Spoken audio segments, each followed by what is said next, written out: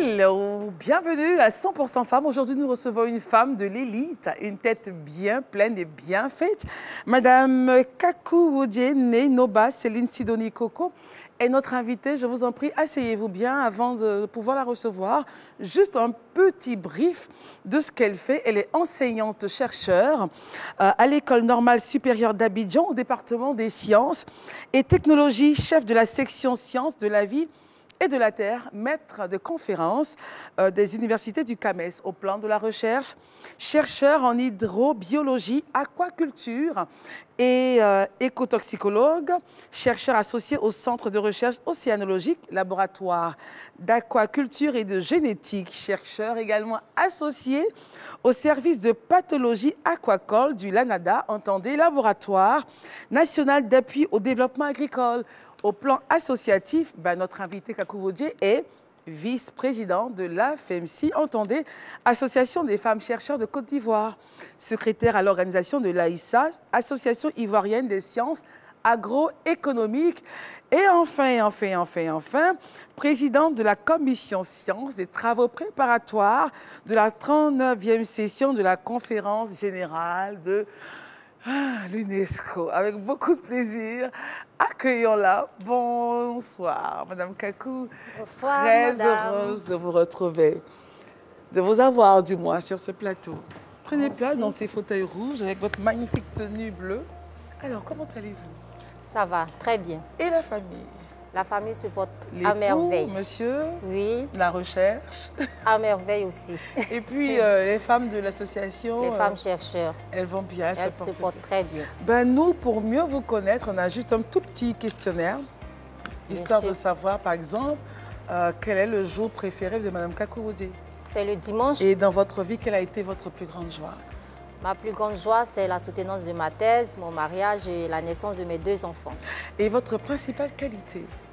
J'aime m'approprier des problèmes des autres, donc je crois que je suis généreuse. Et le défaut principal? Le défaut principal, un peu trop curieuse à mon goût. Qu'est-ce que vous aimez chez les gens? Chez les gens, j'aime la persévérance. Ce que vous n'aimez pas du tout? Pas du tout, c'est la paresse. C'est quoi votre plat préféré? Le hachis parmentier. Qu'est-ce que vous auriez aimé faire si vous n'étiez pas plongé dans la recherche telle que vous l'êtes? Si je n'étais pas chercheur, j'aurais aimé être artiste, peintre, chanteuse. C'est voilà. Vraiment 2 choses à l'opposé. Bien sûr. Alors, votre pays de rêve? Mon pays de rêve, c'est le Canada. Canada. Oui. Artiste préféré? Lac-et-Dobé.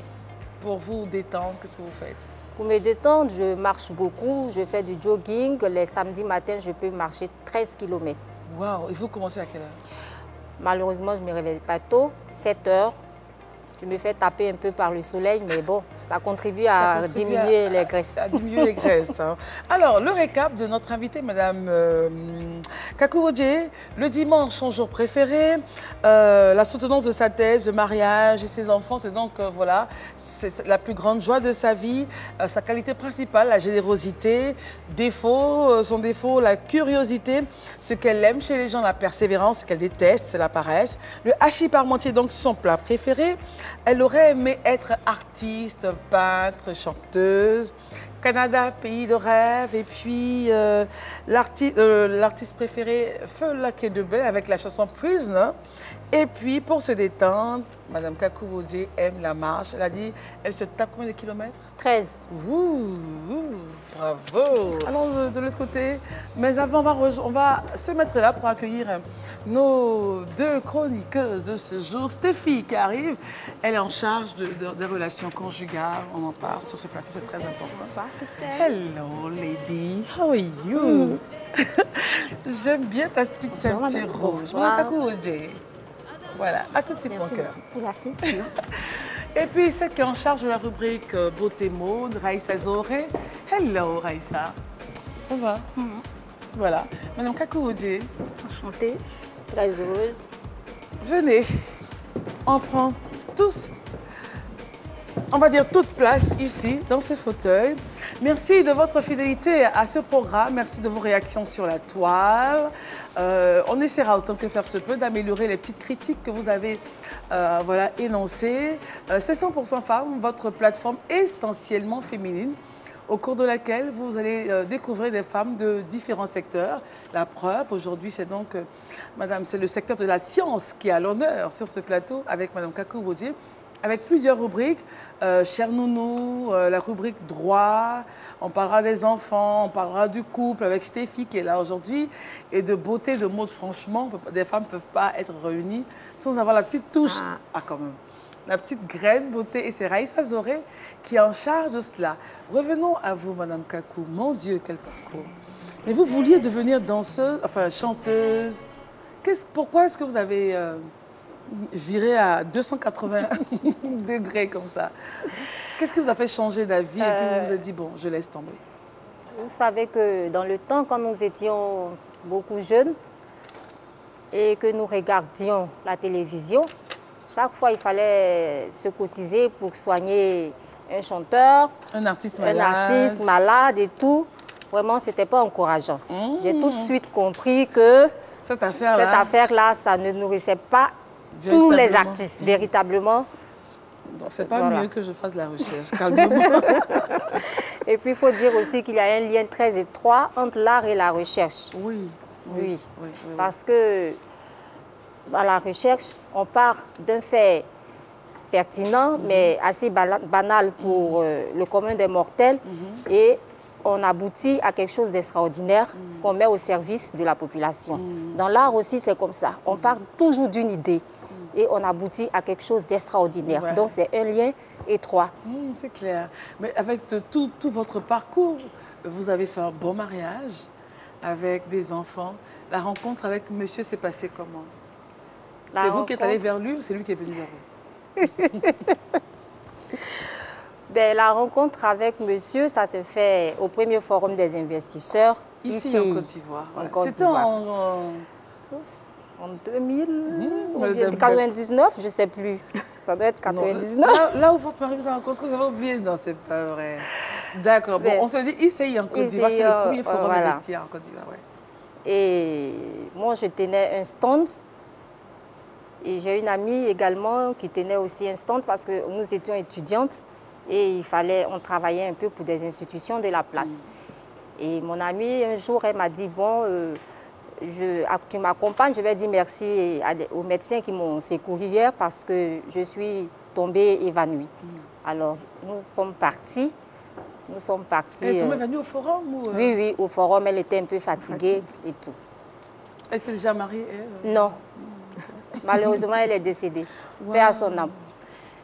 Et nous sommes partis rencontrer les médecins qui assuraient la couverture médicale, les médecins du SAMU. Et c'est là que j'ai rencontré les médecins avec qui on a fait les études, on était en cité ensemble et tout. Et lui, il était parmi.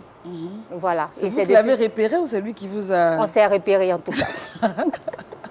On s'est repéré. Et vous avez dit, il n'est pas mal, ce médecin. En fait, on était dans la même cité, mais on n'était pas amis. On se disait bonjour et puis ça s'arrêtait là. Sans plus. Dans votre cœur, il n'y avait rien du tout. Bon. Dans votre cœur, ça, c'est Dieu seul qui sait. Alors, combien d'enfants aujourd'hui? 2 enfants, une fille et un garçon. Et le garçon à quel âge? Le garçon, il a 14 ans et la fille, elle a 10 ans. Alors, avec tout vos diplômes, votre parcours, on se dit forcément il y a eu des difficultés. Ça ne peut pas être aussi tout rose comme ça, surtout que vous êtes une femme. Oui. Est-ce que votre background, au fur et à mesure qu'il a grandi, est accepté par la gente masculine? Il faut dire que les difficultés, on en rencontre dans notre métier. Et ceux qui n'ont jamais, avec tout ce parcours, qui n'auraient pas rencontré de difficultés, seraient des suspects. Les difficultés nous fortifient, ça nous permet de prendre du recul, de nous réorienter et puis de nous remettre en cause aussi. Évidemment, dans mon parcours, j'ai eu des difficultés liées même à ce que je fais. Et à votre statut de femme également? Et à mon statut de femme. Parce que nous, les femmes, nous subissons la pesanteur sociale, nous subissons beaucoup de stéréotypes. Et une femme qui embrasse la carrière de chercheur scientifique en plus, on s'est dit tout de suite qu'elle va se faire aider, qu'elle va se faire aider, qu'elle est incapable, qu'elle ne peut pas. Et si bien qu'il y a beaucoup de femmes... Et dans son foyer, c'est clair qu'elle va vouloir peut-être dominer. Voilà, qu'elle va vouloir dominer et tout. Et donc, il y a beaucoup de femmes qui subissent ces stéréotypes et qui se complaisent, qui se convainquent qu'elles ne peuvent pas aller au bout et elles abandonnent. Et moi, vous avez continué? Moi, j'ai continué, j'ai foncé tête baissée. Alors, Madame Kakou Wodje, c'est à vous, hein? Oui, moi j'aimerais lui demander, elle est très croyante et elle est scientifique. Oui. Est-ce que la science et la religion vont vraiment de pair? Est-ce que par moment, il ne vous est pas arrivé de douter, après avoir découvert dans certaines recherches qu'il y avait des choses qui n'étaient pas en adéquation, par exemple, avec ce que votre livre saint dit? Il faut dire que la religion doit se mettre au service de la science. La religion doit aider la science à ne pas, à éviter les dérives. Moi, en tant que croyante, la religion est caractérisée aussi par des dogmes. Les dogmes nous permettent de croire tête baissée quand on est à l'église et puis quand on est au laboratoire, on croit aussi à nos résultats. Donc c'est 50-50. Voilà. Oui, Raïssa. Moi, je voulais savoir, qu'est-ce qui vous a motivé vraiment à devenir enseignante? Ce qui m'a motivée, d'abord, mon père est enseignant. Je le salue au passage. Salut papa. Il est enseignant, mon père. Il était instituteur, il était fier de son travail. Il nous enseignait tout le temps à la maison. Il fallait que je sache, papier là, il y a quoi dedans? Et vous avez vu? Voilà, il fallait que j'étais curieuse. J'ai été beaucoup motivée par la curiosité. C'est ce qui vous a poussé à aller plus loin? M'a poussé à aller plus loin. Et puis aussi, quand on était en maîtrise, on a un professeur Tahiri, Annick, qui nous a demandé de l'aider. Et il y avait le congrès des entomologistes africains auquel on devait participer en tant qu'hôtesse, aider un peu les grandes sœurs chercheurs. Et au congrès, il y a eu des conférences, il y a eu des femmes qui ont présenté leurs travaux de recherche, des communications. J'ai dit, mais non, mais moi aussi, je peux faire ça. Je peux être chercheur, je peux faire des conférences aussi. Et ça a été comme... un déclic. Voilà, un déclic. Voilà. Et celle qui va nous faire une petite conférence, qui va nous parler, mais cette fois-ci sur le couple, hein, parce que je sais que vous êtes très passionné de votre métier, mais aussi vous avez à cœur votre famille. La preuve, vous avez dit que c'était votre plus grand succès, votre plus grande réussite. Stéphie, aujourd'hui, comme à chaque fois sa présence sur ce plateau, nous donne quelques conseils pour bien vivre en famille avec monsieur, madame, les enfants. Stéphie, c'est à toi. On y va, Christelle. Alors, le thème du jour, c'est comment faire un mariage à moindre coût. Nous savons tous que de plus en plus, il y a des mariages faramineux qui sont organisés dans notre société. Et après, on vit, comme on le dit dans le jargon ivoirien, à crédit. Alors, on peut avoir un tout petit budget et faire un super mariage. Mais comment? Voilà nos conseils. La première des choses, il faut éliminer totalement le superflu. Prenez chaque élément des préparatifs et demandez-vous si cet élément-là est indispensable. Demandez-vous si vous ne pouvez pas, d'une certaine façon, transformer cet élément pour avoir des bénéfices qui ne vous coûteraient pas du tout cher. Il est aussi bon de planifier les choses à l'avance. On ne fait pas les choses à la dernière minute, sinon vous vous cassez complètement la tête. Et je vous conseillerais d'ailleurs de réserver.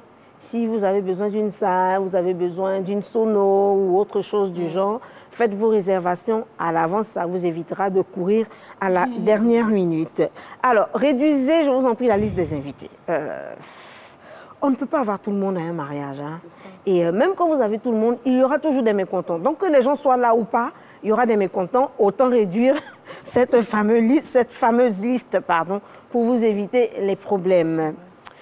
Mariez-vous dans les périodes hors saison. C'est-à-dire? Pour la Côte d'Ivoire, nous savons tous que la période de décembre est celle des mariages. Et il y a période du mois de février, la Saint-Valentin. Tout le monde veut se marier là. Novembre, à partir de novembre déjà. Voilà. Et puis pour la Saint-Valentin, c'est effectivement. se marier dans le mois de l'amour, dit-on. Voilà. Donc il y a le mois d'août aussi.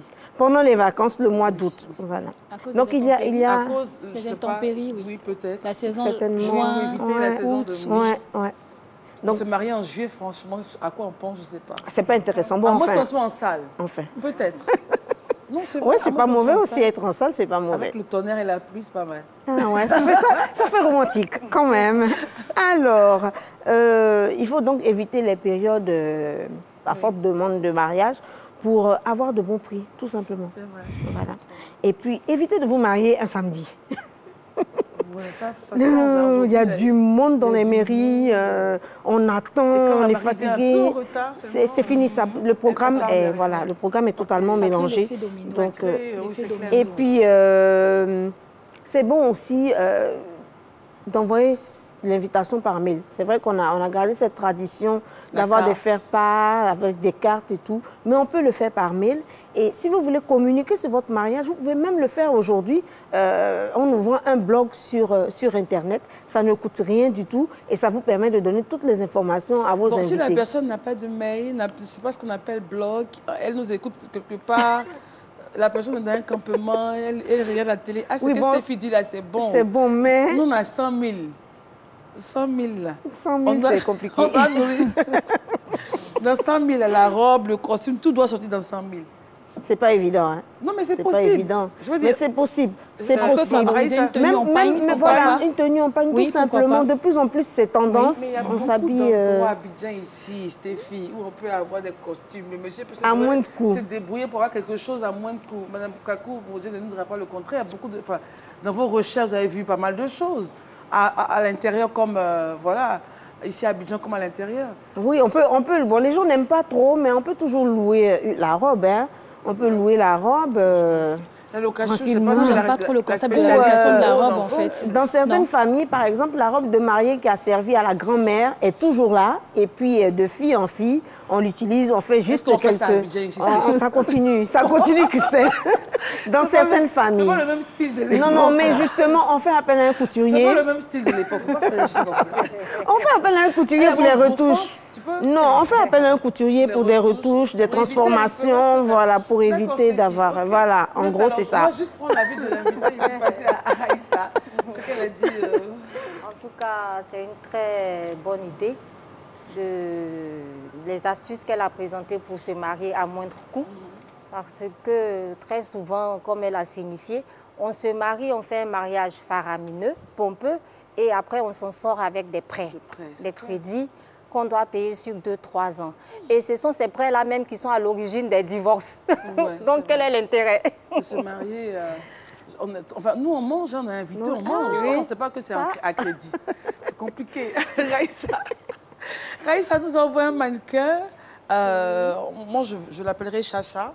Mais de son vrai nom, Madame Bellorini Charlotte. C'est très italien comme nom. Alors, Raïssa, on te laisse aller pour la rubrique que tu nous proposes aujourd'hui. On est toujours dans la session beauté. Oui. C'est à toi, Raïssa, vas-y. Bonsoir, mesdames. Aujourd'hui, je vous parlerai des bienfaits du riz et du bicarbonate de soude sur la peau. Alors, le riz est un très bon aliment. Il a des bienfaits incroyables sur la peau. Il est un éclaircissant naturel et un très bon tonifiant. Donc, riche en vitamine B, il régénère et hydrate la peau. Il élimine les rides et les taches d'acné. Le bicarbonate de soude, par contre, est un très bon antiseptique, un anti-inflammatoire et il a de très bonnes propriétés sur la peau. Le lait améliore le teint, la texture de la peau, le lait apaise les irritations, le lait gomme les rides et le lait donne un très beau teint à la peau. Donc nous allons passer maintenant à la préparation de notre recette. Et pour cela, on a besoin de la farine de riz, le bicarbonate de soude, le lait, le miel, le citron. Voilà. Donc pour réaliser cette recette, on prendra 3 cuillerées de farine de riz. Voilà, 3 cuillerées à soupe de farine de riz. 1 cuillère à soupe de bicarbonate de soude. Et pour le lait, c'est fait à votre guise. Donc, moi, je prendrai 1 cuillère et demie, voilà, de lait. Donc, il faut privilégier le lait en brique, voilà. Et 1 cuillère de miel, 1 cuillère à soupe toujours de miel. Voilà. Puis, pour le citron, on va prendre le jus d'un demi-citron. Et pour les personnes qui ont une intolérance au citron, vous pouvez rajouter juste soit de l'eau ou vous mettez peut-être à la limite 3 cuillerées de lait. Voilà. Donc on va bien presser et recueillir le jus de notre citron. Et puis, on va battre le mélange jusqu'à obtenir un mélange très homogène et lisse. Voilà. Donc dans ce mélange, nous avons de la farine de riz, du bicarbonate de soude, du miel, du lait et du citron. Donc vous veillez à bien mélanger comme ça pour obtenir une pâte homogène et très lisse. Et vous pouvez le garder, vous pouvez le passer au visage. Donc je vais essayer de vous montrer ce que ça donne avec mon mannequin Madame Bellorini. Donc voilà. Donc vous l'appliquez de cette façon à l'aide d'un pinceau. Vous veillez à bien l'appliquer sur le visage en insistant sur les taches. Voilà.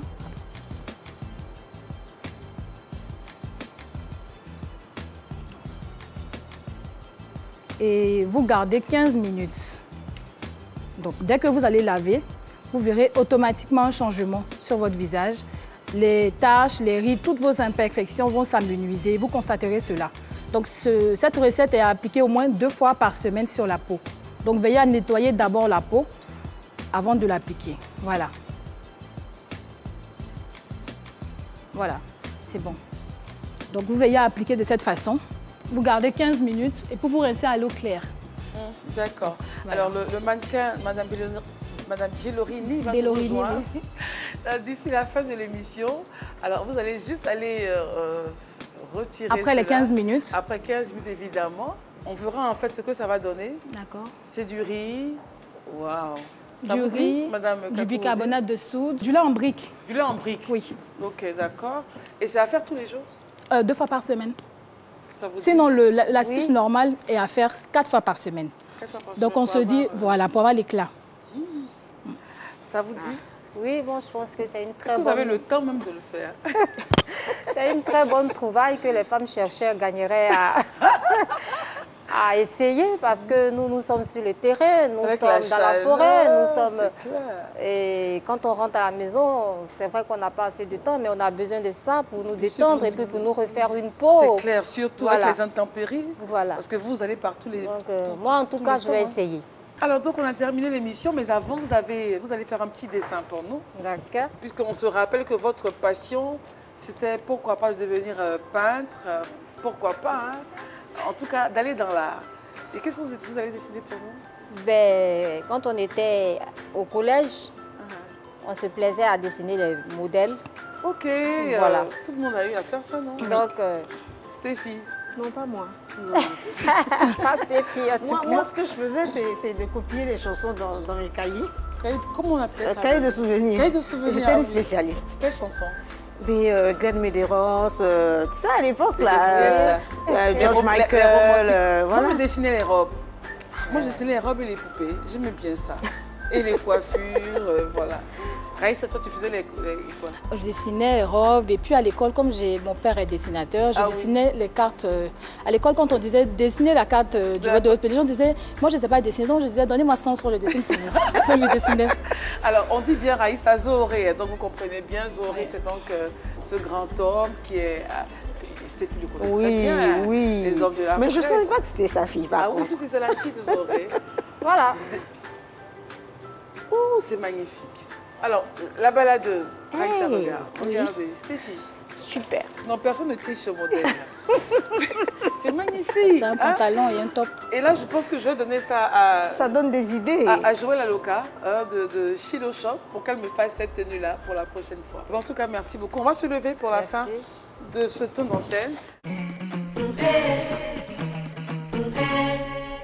Oui, Madame Bielorine, venez nous retrouver, qu'on voit votre peau. Waouh!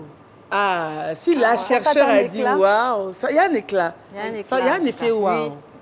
Il y a un effet waouh. Bravo, Raïssa. Merci. Il y a vraiment un effet waouh. Mais en tout cas, merci beaucoup. On se retrouve pour d'autres émissions de 100% femmes. On vous embrasse. Bye bye. Hey.